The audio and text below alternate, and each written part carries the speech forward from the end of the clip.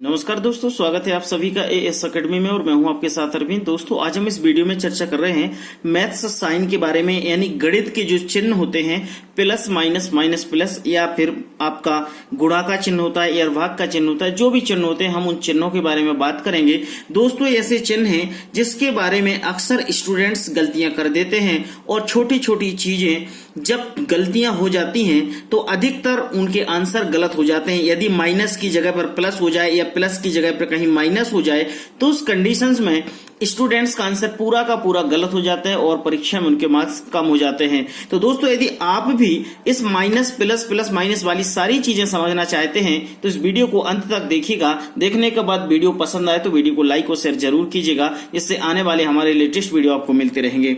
सबसे पहले बात कर रहे हैं हम कि हमने क्या किया, ये जो प्लस दिख रहा है, प्लस और प्लस का हम गुणा कर रहे हैं, ठीक है। यदि हमने प्लस और प्लस का गुणा करेंगे तो आप याद रखना कि जब हम प्लस और प्लस का गुणा करेंगे तो क्या होगा, प्लस का साइन आएगा, यानी धन और धन का गुणा करने से धन का साइन आएगा। कैसे? जैसे आप मानिएगा कि एक धन की संख्या 3 है और गुणा में धन की संख्या 3 है। अब यदि हमने 3 और 3 का गुणा किया, जब 3 और 3 का गुणा करेंगे तो हमें कितना मिलेगा, 3 3 जा 9, यानी 3 त्रिका 9, ठीक है। यदि इस 3 के आगे यदि ये धन का साइन ना लगा होता तब भी ये संख्या धनात्मक होती। इस 3 के आगे यदि धन का साइन ना होता तब भी ये संख्या धनात्मक होगी, ठीक है। जैसे कि यदि मैंने यहाँ पर लिखा है +9, अब ये +9 नहीं लिखा है, इसका मतलब ये नहीं है कि 9 प्लस में नहीं है। ये संख्या भी आपकी धनात्मक है और आपकी ये संख्या भी धनात्मक है, ठीक है। ध्यान रखना,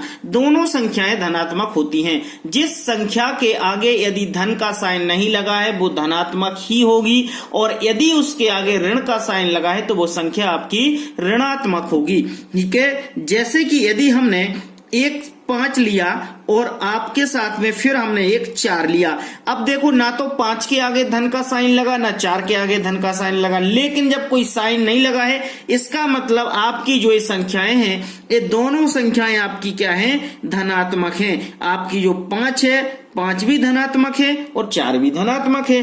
5 और 4 का हम गुणा करेंगे तो हमें क्या मिलेगा, 20 मिलेगा, और ये 20 हमारा क्या होगा, धनात्मक होगा, ठीक है। तो ध्यान रखना, जब दो संख्याओं का आपस में गुणा हो और वो दोनों धनात्मक हों तो वो संख्याओं का जो आंसर आता है वो धनात्मक ही आएगा। क्लियर? पहली बात समझ गए। चलिए अब हम दूसरी बात देखेंगे। दूसरी बात यह है कि यदि हमने कोई माइनस की संख्या है और दूसरी भी माइनस की संख्या है, जैसे माइनस की एक संख्या पहली है और माइनस की दूसरी संख्या है, यदि माइनस और माइनस का गुणा होगा तो हमेशा ये संख्या हमें धनात्मक प्राप्त होगी, ठीक है। जैसे माइनस का 2 है और फिर आपने माइनस के 3 से मल्टीप्लाई किया, ठीक है। इसका मतलब ये है इसके आगे यदि ऋण लगा है तो ये संख्याएं कौन सी हैं, आपकी ऋणात्मक है, ध्यान रखना, ठीक है। ये संख्या आपकी ऋणात्मक है और ये 3 संख्या भी आपकी -3, ये भी ऋणात्मक है। जब ऋणात्मक संख्याओं का गुणा होगा तो वे हमेशा क्या बनती हैं, आपकी धनात्मक संख्याएं बनती हैं। अब देखो, ऋण का 2, ऋण का 3, तो 3 और 2 का मल्टीप्लाई करेंगे तो 3 2 जा 6, यानी हमें ये क्या मिला, 6 मिल गया। किसका मिल गया, धनात्मक मिल गया। इस बात का याद रखना। कुछ लोग ऐसा भी बोल देते हैं कि ऋण और ऋण कट गया, इसका मतलब इधर पे क्या हो गया, आपको धनात्मक संख्या मिली। बट ध्यान रखना कि ऋण और ऋण का गुणा होके आपका धन बन जाता है और धन का गुणा होता है तो धन ही रहता है। जैसे यदि हमने एक संख्या मान लिया, इधर पे 4 ऋणात्मक ली और दूसरी संख्या ऋणात्मक में 5 ली, जब दोनों संख्याओं का गुणा करेंगे तो 5 चौक 20, यानी प्लस की हमें धनात्मक संख्या मिलेगी, ठीक है। तो जब ऋण और ऋण का गुणा हो तो वो धनात्मक होगी। क्लियर? चलिए दूसरी बात आगे देखेंगे। यदि आप ऋण और धन का गुणा करेंगे तो क्या होगा, तो ध्यान रखना, जब आपकी एक संख्या ऋणात्मक है और दूसरी संख्या धनात्मक है तो क्या होगा, हमेशा ये ऋणात्मक ही आएगी। जैसे माइनस का 3 आपका एक ऋणात्मक है और प्लस का 2 आपका धनात्मक है। जब आपका ऋण और धन का गुणा होता है तो आपका हमेशा माइनस का 6 बनेगा, क्योंकि ये संख्या ऋणात्मक बन जाएगी। ध्यान रखना, जैसे एक और संख्या लेने, हमने ऋण की मान लिया 2 लिया और एक हमने धन का इधर पे 5 लिया। 5 और 2 का मल्टीप्लाई मैं करूंगा तो इधर पे ऋण का मुझे 10 प्राप्त होगा। इसका मतलब है कि जब ऋण और धन का गुणा होता है, यानी एक ऋणात्मक संख्या और एक धनात्मक संख्या दोनों का गुणा होगा तो वो क्या बनेंगी, आपकी ऋणात्मक संख्या ही बनेगी। क्लियर? चलिए आगे देखेंगे। इसको मैंने देखो अपोजिट किया है। पहले में हमने क्या किया था, यहाँ ऋण रखा था, यहाँ धन रखा था। इसमें सिर्फ चेंजेस यही किया कि मैंने इधर एक धनात्मक कर दी, यहाँ एक ऋणात्मक कर दी। जैसे कि मान लिया आपका यहाँ पर धनात्मक 3 है, इधर पर ऋणात्मक आपका 4 है, तो अब यदि यहाँ धनात्मक या ऋणात्मक तब भी बात बराबर होगी, ऋणात्मक आपको 12 संख्या प्राप्त होगी। अब ये धन चाहे इधर चला जाए और ऋण चाहे इधर आ जाए, आखिर है तो धन और ऋण। हमें तो ये बात ध्यान रखना है कि जब एक धनात्मक संख्या और एक ऋणात्मक संख्या का आपस में गुणा होगा तो वो संख्याएं आपकी ऋणात्मक बनेंगी। ठीक है, मैं आपको बॉडमास का नियम भी समझाऊंगा। ये चीजें बॉडमास के नियम में काफी मदद करती हैं और काफी हेल्पफुल होंगी, तो आप कहीं गलतियां मत कर देना, क्योंकि अभी आप जैसे एमपी टेट, सी टेट या अदर कोई भी कॉम्पिटिटिव एग्जाम देते हैं उसमें काफी महत्वपूर्ण होती हैं। ठीक है, चलिए अब 5वीं बात हम कर रहे हैं कि यदि धनात्मक संख्या को धनात्मक संख्या के साथ जोड़ दिया जाए तो वो संख्या हमेशा हमें धनात्मक ही प्राप्त होती है। ध्यान रखना, यदि 2 धनात्मक संख्याओं को मैं जोड़ दूं तो हमेशा एक धनात्मक संख्या प्राप्त होती है। जैसे 3 प्लस का है और 4 प्लस का है, ये दोनों संख्याएं क्या है, हमारी धनात्मक हैं। 3 धनात्मक है और ये यहाँ पर 4 धनात्मक है। 3 और 4 को यदि हम जोड़ेंगे तो 7 मिलेगा। इसके आगे हमें धन साइन की लगाने की जरूरत नहीं है कि जिस संख्या के सामने कोई साइन नहीं लगा होता है इसका मतलब वो संख्या हमेशा धनात्मक होती है। यदि मान लिया 7 को मुझे ऋणात्मक लिखना है तो इसके सामने फिर मुझे ऋण का साइन लगाना पड़ेगा, तब जाके ये संख्या आपकी ऋणात्मक बनेगी। याद रखना, यदि 7 के सामने कुछ नहीं लगा है इसका मतलब ये हमेशा आपकी धनात्मक संख्या होगी। क्लियर? तो ध्यान रखना, जब धन और धन का ऐड जोड़ होता है, 2 संख्याएं जोड़ते हैं धनात्मक धनात्मक, तो वो धनात्मक ही आपको प्राप्त होगा। ठीक है, अब हम बात करेंगे ऋणात्मक की। जब 2 संख्याएं ऋण और ऋण से जुड़ती हैं, मतलब मान लिया हमने ऊपर 3 हमने ऋण का लिया, पहले धन का लिया था और हमने दूसरा आपको ऋण का लिया। ठीक है, इन दोनों संख्याओं को जब हम जोड़ेंगे, ध्यान रखना कैसे, इसको 3 लिया, धन और ऋण क्या हो जाएगा, आपका ऋण होगा, और 3 और 3 को जोड़ेंगे तो आपका ये 6 हमें क्या मिलेगा, ऋणात्मक होगा।